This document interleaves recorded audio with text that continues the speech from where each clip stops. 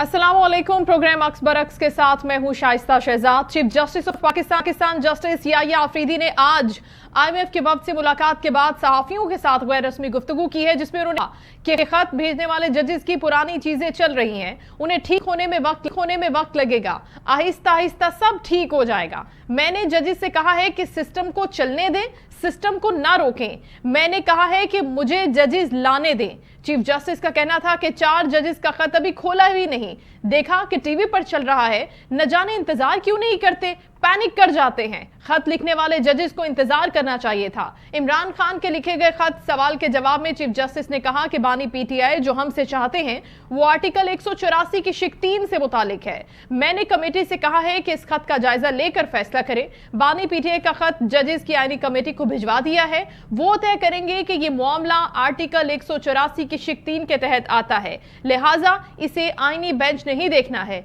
इमरान खान ने chief justice के नाम 349 सफात पर मुश्तमिल एक खत लिखा, लेकिन दूसरी जानिब अभी तक आर्मी चीफ के नाम लिखे गए खतूत का ताहाल इमरान खान को कोई जवाब ही नहीं दिया गया और इमरान खान आर्मी चीफ के नाम अब तीसरा खत लिखने का इरादा रखते हैं।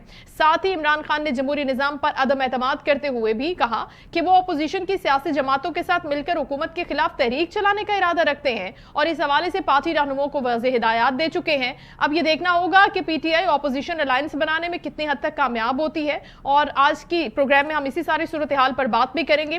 प्रोग्राम के आगाज में हमें ज्वाइन किया है अब्दुल्ला हमीद गुल साहब ने, चेयरमैन तहरीक जवानाने पाकिस्तान। उनको वेलकम करते हैं और उनसे बात करते हैं कि उनकी क्या राय है इस सारे मामले के ऊपर। अस्सलाम वालेकुम अब्दुल्ला साहब। वालेकुम अस्सलाम जी। बहुत शुक्रिया सर आपकी शिरकत का प्रोग्राम में। सबसे पहले तो हम खान साहब के इन खतूत के हवाले से गुफ्तगू करना चाहेंगे आपके साथ, जो यके बाद दीगरे वो लिख रहे हैं चीफ ऑफ आर्मी स्टाफ को। ओपन लेटर्स हैं, वहां से कोई जवाब आ नहीं रहा, वो एड्रेस कर नहीं रहे, जिसमें खान साहब बावर करा चुके हैं बारहा कि पाकिस्तान में अब कोई डेमोक्रेटिक वे रहा नहीं है, जमहूरी निजाम कोलैप्स कर चुका है। बात करें तो कहां करें, मसले का हल अगर हम चाहें तो कहां से चाहें, साथ ही साथ मुज़ाकराती कमेटी से क्या निकला वो भी आपके इल्म में है। आप क्या समझते हैं कि अब खान साहब इन खतूत से क्या नतीजा अखज़ करना चाहते हैं, क्या इरादा रखते हैं? बिस्मिल्लाहिर्रहमानिर्रहीम, बहुत शुक्रिया आपका। देखिए, जहाँ तक ताल्लुक है नतीजा क्या अखज़ करना चाहते हैं, तो पहली बात तो ये है कि ये तमाम बातें कि जमहूरी चल रही है, नहीं चल रही, अच्छी चल रही है, बुरी चल रही है, ये आर्मी चीफ जो है इसका जो है अहाता नहीं कर सकते, क्योंकि ये एक कॉन्स्टिट्यूशनल मैटर है और कॉन्स्टिट्यूशन ऑफ पाकिस्तान के तहत जो है हम एक जो है जमहूरी जो तर्ज हुकूमत है उसको अपनाए हुए हैं। गो के इस जमहूरियत से मुझे बहुत सारे इख्तलाफ राय है, लेकिन क्योंकि आईने पाकिस्तान के तहत अगर हमने चलना है, जो कि लाजमी चलना है, तो उसमें तो फिर जमहूरी जो ढांचा है उसको अगर आपने तब्दील करना है तो फिर उसके लिए एक तरीकाकार वाज़े बताया हुआ है कि आप 2/3 मेजॉरिटी ले लें तमाम असेंबलियों में, समेत सूबाई असेंबलियों में और समेत जो है वो, और इसी तरह से फिर आपकी सेनेट में भी अक्सरियत होनी चाहिए 2/3, और उसके तहत फिर आप चाहें तो यहाँ सदारती निज़ाम लाएं या जो मर्जी आप लाना चाहते हैं वो ले आए। तो ये एक बात तो तय है, और ये जो मुझे तो कहीं मुस्तकबिल में भी होता नजर नहीं आ रहा, क्योंकि जिस तरीके से हम देख रहे हैं कोएलिशंस जो हैं वो बढ़ रहे हैं, तो ऐसी सूरत में ये तो नजर नहीं आ रहा। अच्छा। तो इसलिए आर्मी चीफ को एक वजीर आजम साबिक जो है, जो कि एक जमहूरी पार्टी के सरबराह भी हैं, उनको ये खत जो लिखा उन्होंने, उनको ये मेरे ख्याल में सोचना ज़रूर चाहिए था कि वो क्या जमहूरियत के जो है वो उससे मुनकिर हैं, इस निज़ाम से मुनकिर हैं, और फिर क्या मुतबादिल क्या पेश कर रहे हैं, वो क्या उन्होंने मुतबादिल खाका जो है उसको बताया है, और अगर नहीं बताया तो फिर मेरे ख्याल में इसी वजह से शायद उस खत की कोई अहमियत जो है वो नहीं रहती। दूसरी बात यह है कि अगर उनका कोई इख्तलाफ राय है तो फिर उनको कंसर्न क्वार्टर्स को एड्रेस करना चाहिए, जो कि वजीर आजम हैं, और उनके साथ मशावरत करें। और फिर सबसे बड़ी बात यह है कि जब उनकी हुकूमत थी तो उस टाइम पे उन्होंने ये इकदामात और ये तमाम जो खामियां थी इस निज़ाम की, वो उस टाइम पे उनके सामने क्यों नहीं आया हुई और उन्होंने उस पर क्यों नहीं लबकुशाई की? कोई कमीशन बना देते। नहीं, अपनी हुकूमत जाने के बाद गालिबन उन्होंने बात की है अब्दुल्ला साहब। अभी हम शौकत यूसुफजई साहब को भी वेलकम कर लेते हैं, पाकिस्तान तहरीक इंसाफ। जी, मैं गुजारिश ये कर रहा था कि वो अपनी हुकूमत जाने के बाद हुआ ना जी, तो वो जो लड़ाई के बाद वाला मौका होता है तो वो फिर उसका फायदा नहीं होता जी। अच्छा सर आपकी इजाजत से शौकत यूसुफजई साहब को भी वेलकम कर लेते हैं। अस्सलाम वालेकुम सर।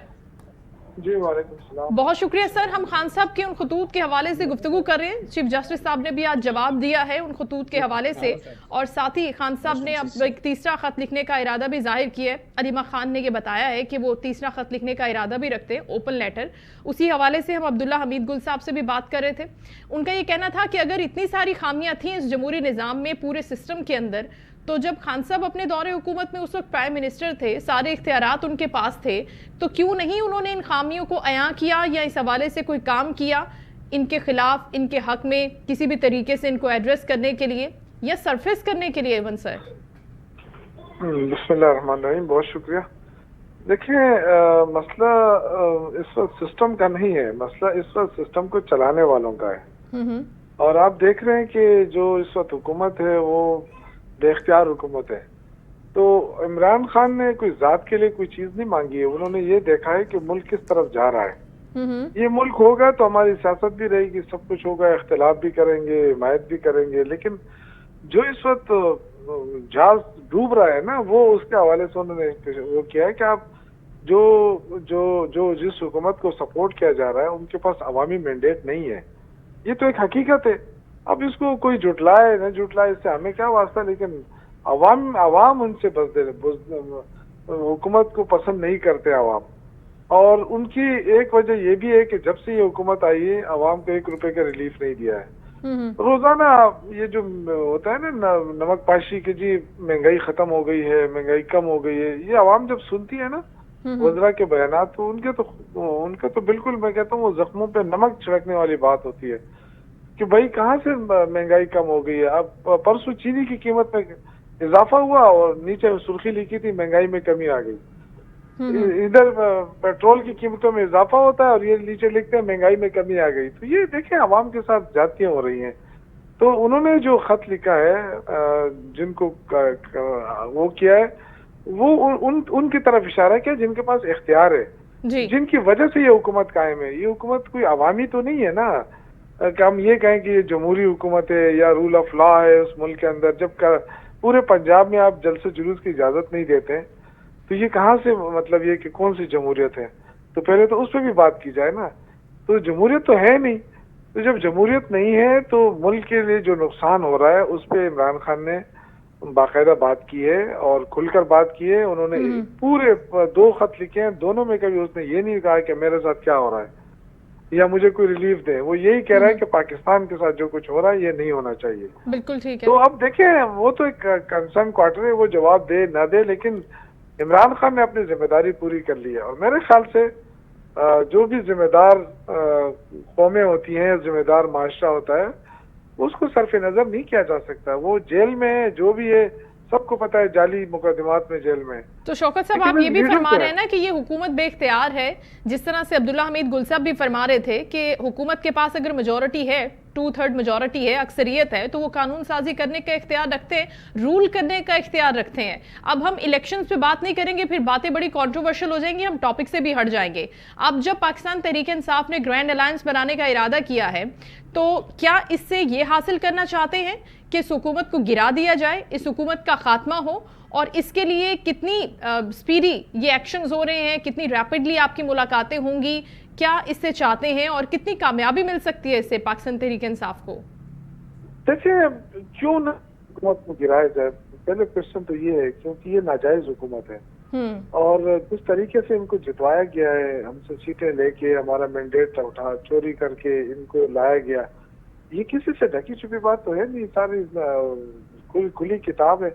तो क्यों ना किया जाए। अगर हमारी हुकूमत इन्होंने खत्म की थी और ये कह रहे थे कि जी बड़े जायज तरीके से हमने खत्म की, ठीक है चलो हम मान लिया, लेकिन आपने जो खत्म की थी, आपने तो कौन से वादा किया था कि हम महंगाई को खत्म करेंगे क्योंकि महंगाई ज्यादा हो गई है।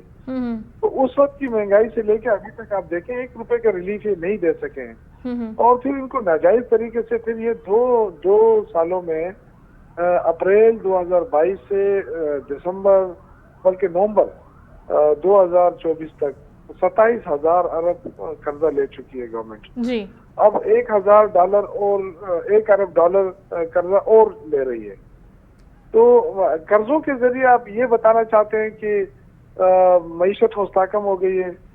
क्योंकि मुस्तहकम नहीं हुई है मीशत तबाही की तरफ जा रही है। लोग चले गए, ब्रेन ड्रेन हो रहा है और सारे लोग बाहर चले गए, नौजवान बाहर जा रहा है। ये किस्ते के हादसे क्यों हो रहे हैं?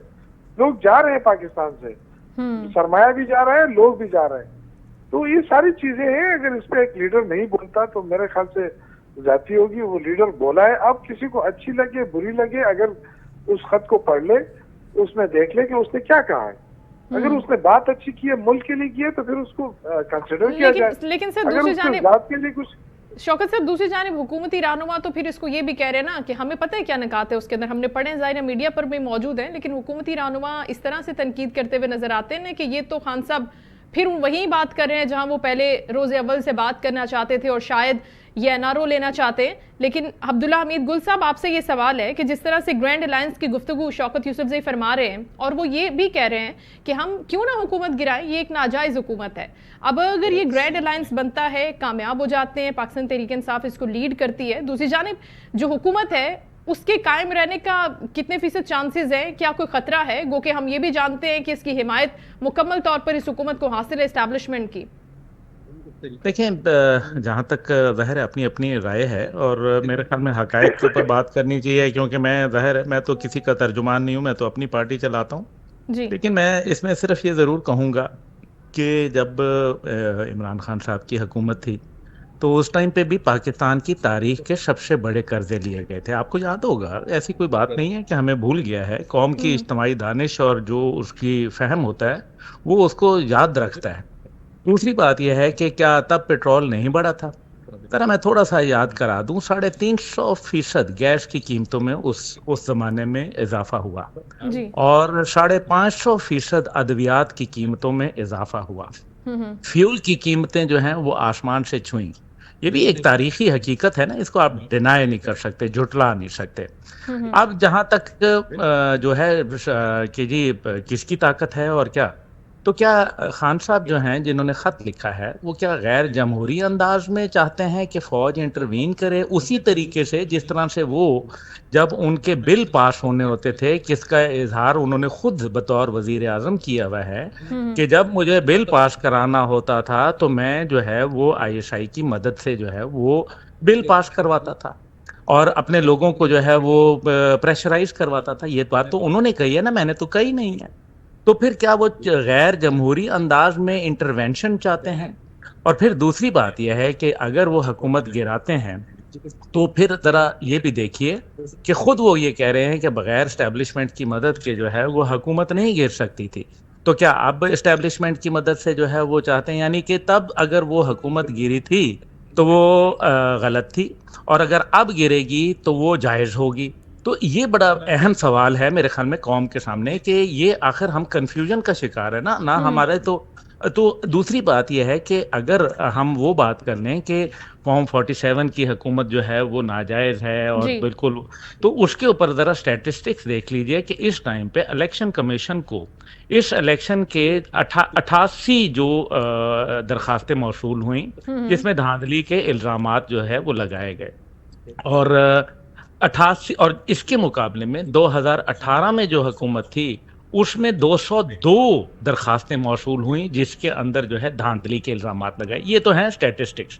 और फिर तीसरी बात यह है कि अगर ये हुकूमत जिस तरह से हम अभी मान रहे हैं कि जी ये हुकूमत चलें जे जायज़ नहीं है, ये गलत है, ये एस्टेब्लिशमेंट की बैकिंग से आई है, तो क्या तब सेलेक्टेड नहीं कहा जाता था?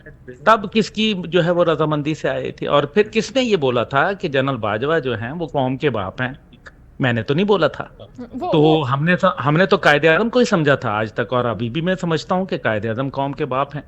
लेकिन फिर ये बातें किसने बताई थी? तो इसलिए ये सिर्फ हमें ये देखना है कि जो कल तक चीज़ गलत थी वो आज हराम कैसे हो, कल तक हराम थी वो आज हलाल कैसे हो गई? अगर वो कल हराम थी तो वो आज भी हराम है। इसलिए बेहतर यह है कि जमहूरी अंदाज के अंदर और अपना कानूनी अंदाज अपनाते हुए बिल्कुल ज़रूर इस हुकूमत को कल गिराने के बजाय आज गिराएं, जमहूरी तरीका इख्तियार करें। लेकिन अगर स्टैब्लिशमेंट के कंधे कल गलत थे तो वो आज भी गलत हैं। ये मेरा मकसद है। इसके अंदर जो होल पॉइंट ऑफ व्यू है वो ये है। और फिर देखें, सबसे बड़ी बात यह है कि अपनी हुकूमत जो ख़ास तौर पे खैबर पख्तूनख्वा के अंदर है उसको मजबूत करें, मुस्तहकम करें और फिर इस सवाल का भी जवाब जरूर दें कि जब आपके पास खैबर पख्तूनख्वा में हुकूमत थी, पंजाब में थी, गिलगित बल्तिस्तान और कश्मीर में थी, आपके जी। वफाक के अंदर आपके एमएनएज थे, आपकी 2/3 आपकी अक्सरियत सेनेट के अंदर थी, आपने अपनी हुकूमतें क्यों तोड़ी? इसका कोई अगर मंतकी लॉजिकल जवाब है तो वो जरूर देना चाहिए और ये जरूर बताना चाहिए कि अपने दौरे हुकूमत में जब ये निज़ाम, क्योंकि अभी तो वो यही कह रहे हैं ना कि निज़ाम गलत है, जी। जबकि शौकत साहब ये कह रहे हैं कि ये निज़ाम में तो प्रॉब्लम नहीं है, तो क्या फिर इमरान खान गलत कह रहे हैं कि निज़ाम खराब हो गया, या शौकत साहब जो है वो इसको समझ नहीं पा रहे? ये बड़ा ज़रूरी है समझना हमें। हम तो ज़ाहिर है ये तो बड़े लोग हैं, हम तो छोटे लोग हैं, लेकिन मैं समझना चाहता हूं कि ये पॉइंट ऑफ व्यू जो हम एक मंतकी जो सवालात मैंने उठाए हैं, जो बुनियादी मामलात हैं जो कि अवाम की नज़र में, और यही वजह है कि अवाम के अंदर रोज़ाना पजीराई कम हो रही है जलसे जुलूसों और ग्रैंड अलायंस का जहां तक जिक्र है।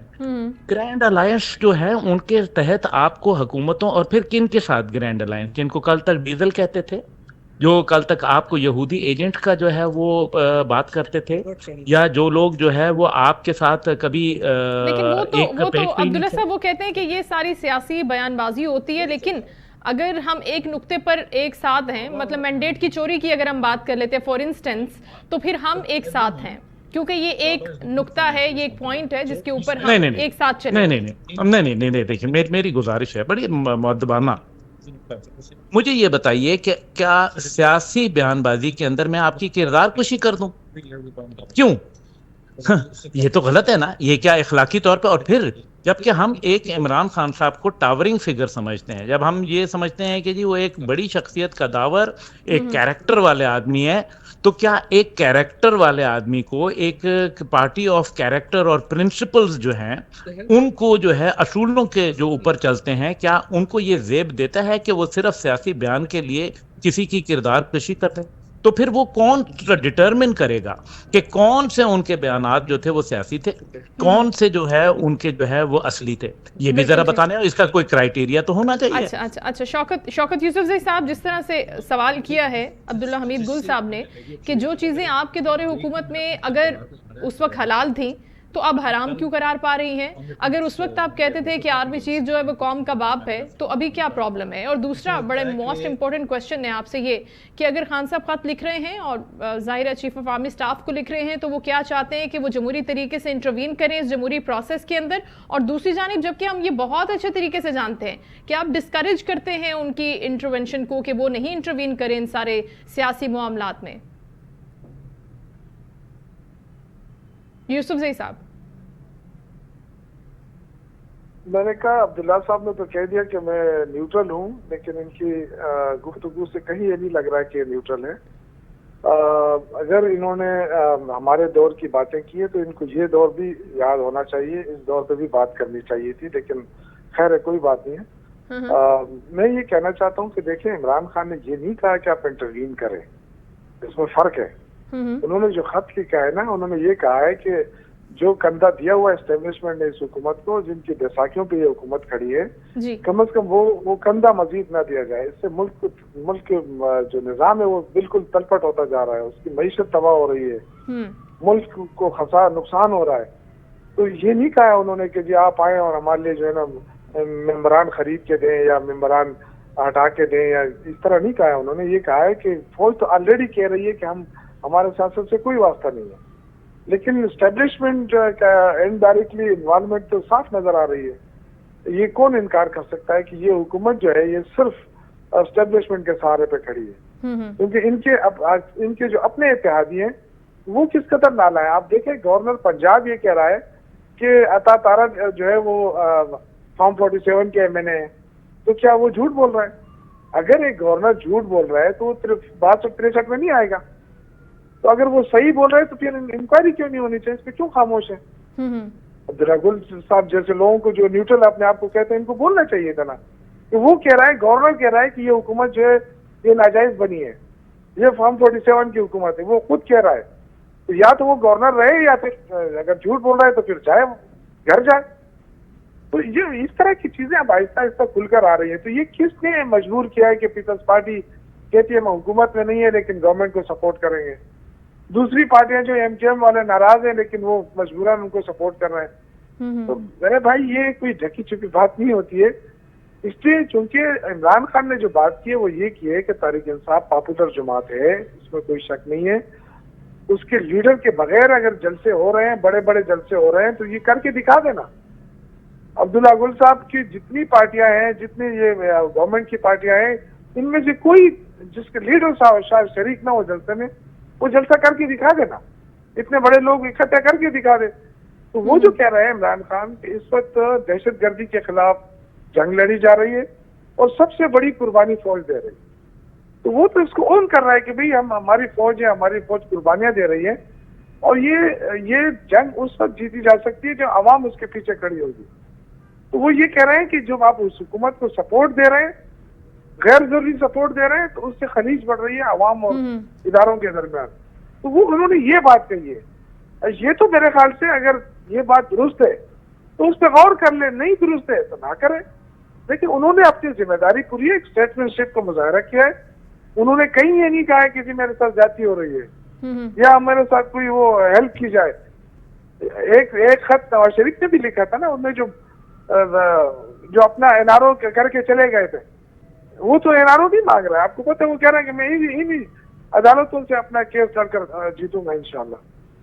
तो मेरे ख्याल से अगर उन्होंने एक काम अच्छा किया है तो उसको देखना चाहिए। लेकिन खान साहब को आपको नहीं लगता शौकत यूसुफजई साहब ये वाले स्टेटमेंट्स देने, बड़ी अच्छी बात है वो स्टेटमेंट दे रहे हैं, ये इससे पहले भी वो देते थे खैर कि फौज हमारी अपनी है, जवान हमारे अपने हैं और इस तरह की चीजें होनी नहीं चाहिए।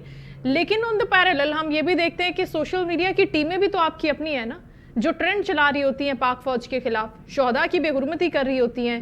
क्या आपकी पार्टी के किसी भी रिप्रेजेंटेटिव ने? बिल्कुल गलत। देखें मेरे ख्याल से इमरान खान ने कई दफा कहा है, देखिए अपने ऑफिशियल अकाउंट से क्यों फिर ऐसी चीजें पोस्ट की जाती हैं, उसको भी रोकना चाहिए। शहबाज गिल साहब करता हूँ ना जी, फरमाइए। मैं अर्ज करता हूँ, देखें हर चीज हमारे ऊपर न थोपी जाए। कुछ लोग अगर बाहर बैठकर फौज के खिलाफ लिख रहे हैं या बोल रहे हैं, गलत कर रहे हैं, हम तो कभी उनको सपोर्ट नहीं किया है ना उसको। सर ये ऑफिशियल स्टेटमेंट हो जाना चाहिए ना आपके ख्याल से बैरिस्टर गौहर साहब या फिर खान साहब? देखिए कितनी दफा कहा है, लेकिन बदकिस्मत ये कि हम कहते हैं कोई मानता नहीं है। नहीं सर कैसे नहीं मानते? आपके एक ट्वीट को इतना डिस्कस किया जाता है मेन स्ट्रीम चैनल्स पर, टॉक शोज के अंदर, और उसी बात पर आपको जी। देखिए ये जो इमरान खान ने बात की है ना कि खलीज बढ़ रहा है, अब खलीज कैसे बढ़ रहा है अवाम और इनके दरमियान? देखिए अब जितनी महंगाई बर्दाश्त कर रहे हैं लोग, जितनी मुश्किलात बर्दाश्त कर रहे हैं, तो लोग तो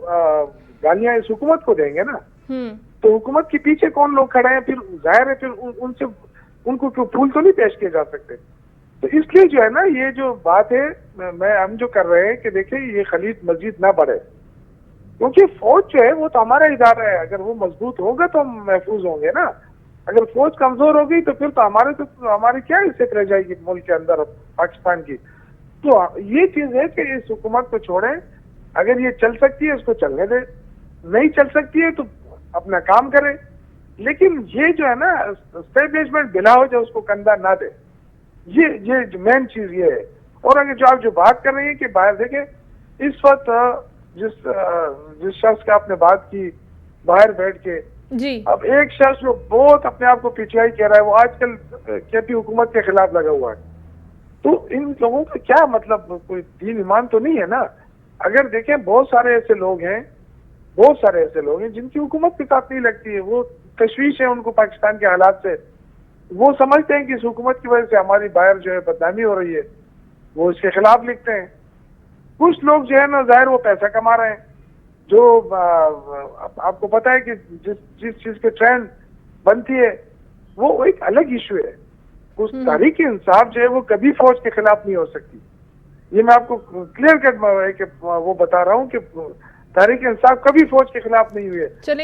इंडिविजुअली आज जो है ना सारे हुकूमत में बैठे वज़रा अगर वो उनके खिलाफ लगे होते हैं जो साबिक आर्मी चीफ्स हैं, तो अब क्या वो फौज के लोग नहीं रहे हैं? भाजपा फौज का आर्मी चीफ नहीं रहा है, वो उनको बुरा भला कहते हैं क्योंकि वो उनको अच्छा नहीं लगता था, या कोई और जो रिटायर हुए हैं उनको अच्छा नहीं लगता है, फैज हमीद इनको अच्छा नहीं लगता है।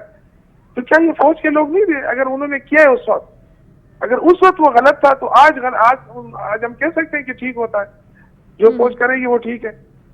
सियासत में तो फौज का आना है ही नहीं, वो खुद कह रहा है हम नहीं है।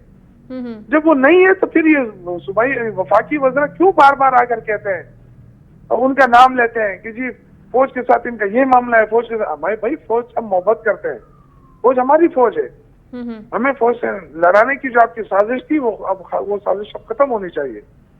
हम पीटीआई मजीद फौज के साथ नहीं लड़ेगी, ना मुखालफत करेगी। हम सियासत कर रहे हैं, हमारे साथ मैदान पे आए, हमें कोई सपोर्ट ना करे, फेयर एंड फ्री इलेक्शन कराए जाए। हम तो यही कह रहे हैं। हमने क्या कहा है कि हमने कोई फौज का रोल मांगा है सियासत के अंदर? हम तो यही कह रहे हैं ना कि न्यूट्रल रहे, और अच्छी बात है अगर फौज न्यूट्रल हो गई तो मेरे ख्याल से फिर तो मसला ही खत्म हो जाएगा। ये जो सियासी लोग जो बोने शोने जो आते हैं हुकूमतों में नहीं आएंगे, फिर आवाम का जो मैंडेट होगा जिसके पास वही आएगा। अगर 2018 में हमने अगर गलती की है तो मेरे ख्याल से इमरान खान में वो करेज है कि वो मुशर्रफ को उन्होंने सपोर्ट दी थी और बाद में उन्होंने कौम से माफी भी मांगी थी। अगर 2018 में सपोर्ट मिली है और उनके सपोर्ट से हम आए तो मेरे ख्याल से हमारी गलती, हम इसको तस्लीम करते हैं। लेकिन आइंदा जो है ना वो मजीद नहीं होनी चाहिए। के लिए तौबा कर लिया। ठीक है, बहुत शुक्रिया शौकत यूसुफजई साहब आपके वक्त का। गुफ्तगू फरमा रहे थे आप, वक्त की कमी की वजह से हमें जाना पड़ेगा। अब्दुल्ला हमीद गुल साहब आपकी तरफ आना चाहेंगे। जो शौकत यूसुफजई ने बात की कि अब जो हो गया सो हो गया, उसके ऊपर अगर गलत स्टेटमेंट है, कोई गलत एक्ट हुआ है, उसके ऊपर हम माफी भी मांगेंगे, इतने करेजियस हैं हम। लेकिन दूसरी जानिब आइंदा के लिए हम ये चाहते हैं कि उनका रोल ना हो सियासत के अंदर, फ्री एंड फेयर इलेक्शन हो, किसी भी किस्म की सपोर्ट ना हो किसी को भी, हमें भी नहीं चाहिए। इवन वो ये कह रहे हैं। सर आपको लगता है कि ऐसा पॉसिबल है और ऐसा होना चाहिए? ये तो एक विशफुल थिंकिंग है, बहुत अच्छी बात है। जहां तक उन्होंने कहा कि जी मैंने ये क्यों नहीं बोला या मैं न्यूट्रल, देखिए ना, पहली बात है पीटीआई से जब भी बात करें वो आप पे फौरन जाती हमला कर देते हैं, बजाय इसके कि वो सवालात के जवाब देते। तो जो सवाल मेरे से पूछा जाएगा एंकर की जानिब से, मैं उसी के जवाब दूंगा, या मैं पूरी दुनिया के, अभी मैं ट्रंप की भी बात शुरू कर दूं उनके बयान के ऊपर। मकसद यहाँ ये कहने का है कि जो भी कुछ है माजी के अंदर, जो अच्छा है बुरा है, बिल्कुल अभी अगर उनको नजर आया है तो वो कभी भी वो कह रहे हैं कि हम खिलाफ नहीं थे फौज के। फौज के खिलाफ नहीं थे इसी वजह से जो ट्विटर के ऊपर याहिया 2 किसको कहा था, ये मतलब आप क्या समझ रहे हैं कि हम जो है वो बिल्कुल जो है वो यादाश्त हमारी खत्म हो गई है, 24 घंटे के बाद मेरी यादाश्त सिफर हो जाती है या कौम भूल जाती है? नहीं, ऐसा नहीं होता। जो डॉक्टर यास्मीन राशिद की वीडियो मौजूद है कोर कमांडर हाउस पे हमले की, वो क्या गलत है? उसको साबित कर दें गलत है। ये जो लोग जिनको सजाएं हुई हैं और आर्मी कोर्ट के जरिए हुई हैं, उनको सिविल कोर्ट में सजाएं हुई हैं, तो क्या वो गलत हैं? वो सारे कॉन्विक्ट हैं, ये अभी मुल्जिम नहीं रहे, ये इनके ट्रायल मुकम्मल होके मुजरिम जो है वो बन चुके हैं। और ये सारे ये जो पे हमले हुए जो आर्मी की गाड़ियों के ऊपर किया गया, अभी भी शौकत यूसुफजई साहब जो हैं मुझे जरा ये बता दें कि वो आखिरी जनाजे पे जो फौजियों का हुआ वो कब गए थे? जरा ये बता दें कि पीटीआई की कितनी क़यादत फौजियों के जनाजे पे गई है? जरा एक मुझे मिसाल दे दीजिए कि गौहर साहब को किसने मना किया कि वो मत जाएं जनाजों के ऊपर, और आए दिन शहादतें हो रही हैं। पीटीआई ने अपनी ऑफिशियल वेबसाइट से क्या उसको हाईलाइट किया? क्या बल्कि हम तो ये देखते हैं कि मंजूर पश्तीन हो या महरंग बलोच हो, वो तो उनके साथ खड़े होते हैं। क्या नहीं है? क्या मैं गलत कह रहा हूं? क्या इसके ये आपके सामने सबूत शवाहिद मौजूद नहीं है? फिर आप इसको देखें, अभी भी वो, मैं उनसे दलेरी समझ रहा था कि वो जरा थोड़ी सी दलेरी दिखाएंगे, वो नाम लेंगे सोशल मीडिया के वो लोगों का। क्या उन्होंने बोला आदिल राजा का नाम? क्या वो कंडेम करते हैं आदिल राजा का नाम लेके, वजाहत हुसैन का नाम लेके, मुईद पीरजादा का नाम लेके, हैदर मेहदी का नाम लेके, शहबाज गिल का नाम लेके कंडेम करते हैं वो?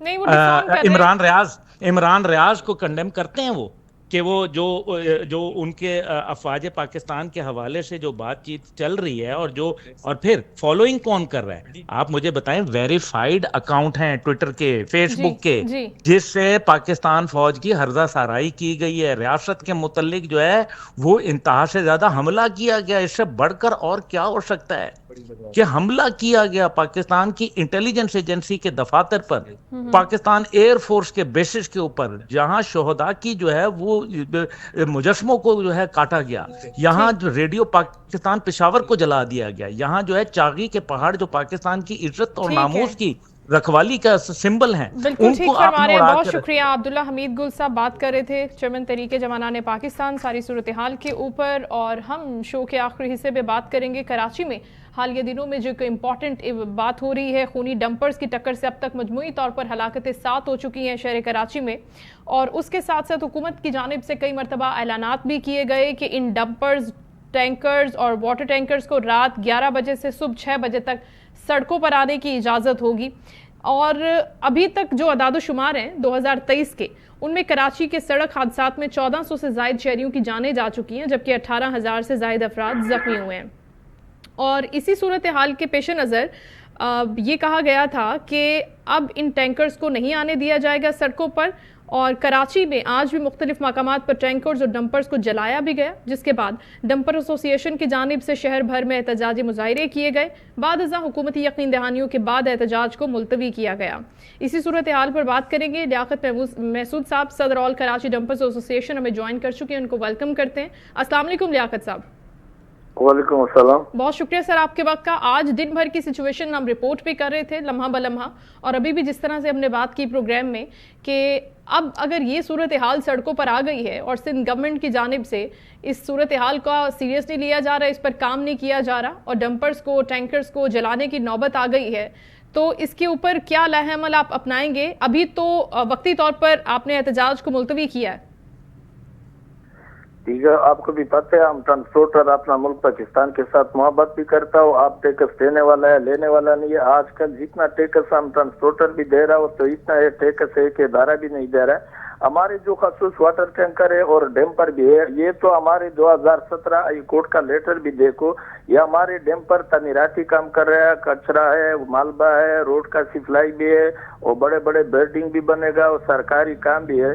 ये हमारी लोकल गाड़ी है। हमारे जिस तरीके से यहाँ से लेकर कश्मीर तक, यहाँ से लेकर कोटा तुर्बत बलूचिस्तान तक हमारे डैम्पर हेवी गाड़ी, लेकिन लोकल भी चलेगा, तमीराती काम कर रहा है। तो इसके बारे में पाबंदी तो अपने जगह पे, आपको भी पता है। कल रात को हमारी कम से कम 4 गाड़ी वहाँ कोरंगी पे जलाया 3 बजे टाइम पे। कल किस टाइम? रात को 3 बजे टाइम पे। वहाँ तो सरजानी टोन पे 4-5 गाड़ी भी जलाया। ड्राइवर कंडक्टर के ऊपर तशद्दुद भी कर रहा है। 2-3 ड्राइवर अभी जख्मी हालत में है, अस्पताल में है। तो इसके बारे में इसका जिम्मेदार कौन है? इसका जिम्मेदार मैं हो या गवर्नमेंट हो? आखिर जब मेरा मजबूरी होगा, मेरा दिल ये नहीं मानता है, जो एक्सीडेंट होगा, किसी का बाल बच्चा, किसी का भाई विफात होगा, उसका गमदर्द तो मेरा गमदर्द भी है। लेकिन हमारे ट्रांसपोर्टर के साथ आजकल जो जुल्म होगा, जो जुल्म हो रहा है, ये जुल्म तो बर्दाश्त का भी है नहीं। आखिर हम ट्रांसपोर्टर है और तो लाजमी तो हम ट्रांसपोर्टर तो रोड के ऊपर भी एहतजाज कर दूंगा या पयाजाम हड़ताल भी कर दूंगा। ये मेरा दिल नहीं मानता है। जब पयाजाम हड़ताल भी होगा, ये पाया नहीं है, पाया जो ट्रांसपोर्ट का पाया है, ये तो पाया जब जाम होगा तो पूरा पाकिस्तान का पाया भी जाम होगा। मैं खसूस जो सिंध का इदारे है, सिंध गवर्नमेंट को मैं रिक्वेस्ट करता हूँ, जो कराची शहर के अंदर जिस तरीके से मोटरसाइकिल के लिए लाहौर में अलग रोड है, पंजाब में अलग रोड है, इस्लामाबाद में अलग रोड है, 100% में 98% गलती तो मोटरसाइकिल का है, 2% गलती तो हमने डैम्पर वाले भी किया। चलो उसके साथ कानून है, कानून तो अपने जगह पे, उसके साथ कानूनी कार्रवाई हो गया जो जगह पे एक्सीडेंट हो गया। तो कल जो रात को हमारे गाड़ी जो रोड पे भी खड़ा था, रात को 3 बजे पे रोड पे भी खड़ा था, उसका सामान चीनी वगैरह वगैरह सभी छीन लिया और कम से कम 6-7 गाड़ी भी जलाया और 25-30 ड्राइवर के कंडक्टर के ऊपर तशद्दुद भी किया। कुछ ड्राइवर जख्मी हालात में भी पड़ा है अस्पताल। सर ये सूरत हाल तो उसके बाद खराब हुई जब आफाक अहमद साहब ने 48 घंटे का अल्टीमेटम दिया और उसके बाद भी कुछ नहीं हुआ, तो फिर आज जलाने के वाकयात पेश आए। इस हवाले से आप क्या समझते हैं कि आफाक अहमद की जानिब से जो इश्तियाल दिलाया गया या जो गुफ्तगू की गई, उन पर भी कोई कार्रवाई होनी चाहिए, या आप कुछ चाहते हैं कि ऐसा हो आने वाले वक्त में? नहीं, जो आफ्ताब, क्या नाम है उसका? आफाक अहमद साहब। नहीं, आफाक अहमद, आप मुझे ये भी बताओ, कोई वजीर आला है, वजीर आजम है, आर्मी चीफ है और चीफ जस्टिस है, इसका ओहदा कौन है? ये कौन है? सर ये महाजिर कौमी मूवमेंट के सरबराह हैं। अगर इनके स्टेटमेंट के बाद ये डैम्पर ट्रेलर ये इसने जलाया? सर उन्होंने ये प्रेस कॉन्फ्रेंस की थी जिसका बात सुनो जी। जिसने एक्सीडेंट किया, कोरंगी पे एक्सीडेंट किया और 3 बंदा शहीद हो गया ना, उसका गमदार तो अभी मेरे पास है। उसने ऑलरेडी गाड़ी भी जलाया, ठीक है ना, और FIR भी किया। जो कल रात को 4 गाड़ी तो वहां जलाया, उसने क्या गुनाह किया मुझे बताओ। ठीक है, तो अब क्या प्लानिंग है आगे, किस तरह से बढ़ना है एसोसिएशन ने, और क्या चाहते हैं कि सिंध गवर्नमेंट किस तरीके से करे? एहतजाज को अभी तो रोका है, क्या आगे चल के दोबारा एहतजाज होगा? असल की बात ये, जिस कल जो ड्राइवर कंडक्टर के ऊपर तशद्दुद भी किया, हमारा जो बड़ा बड़ा डैम्पर ट्रेलर भी जलाया, ईवी गाड़ी भी जलाया, तो अगर इसमें 72 घंटे के अंदर कानूनी कार्रवाई नहीं होगा, इंशाल्लाह हम जब पाकिस्तान का और जितना ट्रांसपोर्टर है मजबूर होगा, हम दोबारा भी उठेगा। ठीक है, तो इस हवाले से गवर्नर सिंध से बात हुई, हुकूमती सतह पर किसी से बात हुई आपकी? अभी तक किसी के साथ भी नहीं हुआ। DG ट्रैफिक के साथ कल मेरा बात हो गया वहाँ, तो उसके साथ मैंने मीटिंग भी किया, तो उसने सुबह 6 बजे से लेकर रात को 11 बजे तक पाबंदी लगाया। तो उसमें कुछ जगह भी है जो उस जगह में न कोई एक्सीडेंट भी है, तो लेकिन वो शहर भी नहीं है, शहर के बाहर जगह भी है, वो भी बंद किया। तो उसको मैंने बोला ठीक है, कानून के लिए मेरा दोनों हाथ खड़ा है। लेकिन उसके अबोबत में गाड़ी जो रात को 3 बजे पे वहाँ जो लोग ने जलाया, 4-5 गाड़ी भी जलाया, ड्राइवर कंडक्टर के ऊपर तशद्दुद किया, कुछ ड्राइवर जख्मी हालत में है। तो ये सिंध गवर्नमेंट ये सिंध गवर्नमेंट जिम्मेदारी है या मेरा जिम्मेदारी है? सर एक चीज और भी तो है ना कि जो सर एक एसोसिएशन है, जाहिर है आप भी एक जिम्मेदार इंसान है, और जितने भी ड्राइवर्स की भर्तियां होती हैं, कहा जाता है, इल्ज़ाम है कि उनके पास लाइसेंस भी नहीं होता, और दूसरी चीज़ भी बहुत ही ज़बान ज़द-ए-आम होती है कि वो रौंदते हुए निकल जाते हैं शहरियों को। आपको नहीं लगता कि ये जिम्मेदारी पड़ती है कहीं ना कहीं? नहीं, आपको भी पता नहीं है तो सिर्फ मैंने आपको क्या बताया, जो 100% में 2% गलती तो मेरे 98% तो मोटरसाइकिल वाले। अभी हमारा जितना एक्सीडेंट है, देखो हमारा एक्सीडेंट कार के साथ क्यों नहीं है, रस्के के साथ क्यों नहीं है, टैक्सी के साथ क्यों नहीं है, बड़ा गाड़ी के साथ क्यों नहीं है, और जितना एक्सीडेंट है सब मोटरसाइकिल के साथ है। ये हेवी गाड़ी का कोई दुश्मनी है मोटरसाइकिल के साथ? ये जो मोटरसाइकिल पूरा दिन वन वे पे जा रहा है ना, मैं आपको वीडियो भी व्हाट्सएप करता हूँ, ये मोटरसाइकिल पूरे दिन जो वन वे पे जा रहा है। लेकिन जो खासूस सिंध गवर्नमेंट है उसको मैं रिक्वेस्ट करता हूँ, जो हमारे ट्रांसपोर्ट मिनिस्टर है शर्जील इनाम है, अभी तक वो ट्रांसपोर्टर को मीटिंग भी नहीं दे रहा है, और जगह जगह पे और कटे भी है। तो इसका जिम्मेदारी और रोड बनाना का जिम्मेदारी मेरा है या गवर्नमेंट का काम है?